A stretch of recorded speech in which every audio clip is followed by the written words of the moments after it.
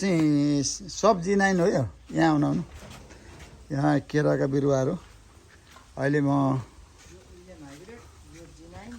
कुन कुन त्यो पल्लो के यो विलियम हाइब्रिड विनेट विलियम हाइब्रिड यो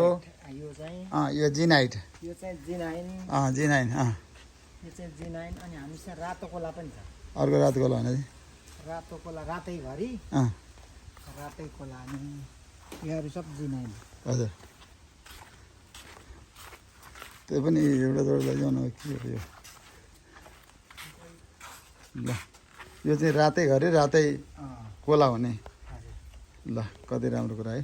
हजुरको नाम के भयो मेरो गणेश खटवाल गणेश कति वर्ष भयो यहाँ काम गरेको 6-7 वर्ष हो 6-7 वर्ष हो है तपाईँ त धेरै अनुभवी भइसक्नु हो यी पनि केराको बिरुवा कुन जातको केरा पिछले फुलको बिरुवा ए यो चाहिँ फुलको बिरुवा हो ए ल धन्यवाद तपाईँलाई धेरै धेरै धन्यवाद हाम्रो दुर्लभ कार्की सरको फर्ममा अहिले म पुगेको छु है यस्तो यस्तो चाहिँ यो परको अर्को के क्या बिरुवा त्यो अनारस ए अनारसको बिरुवा पनि भइरहेको छ अनारसको बिरुवा देखिरहेको छु अनि अरू परतिर के बनाउनु लाग्दै हुन्छ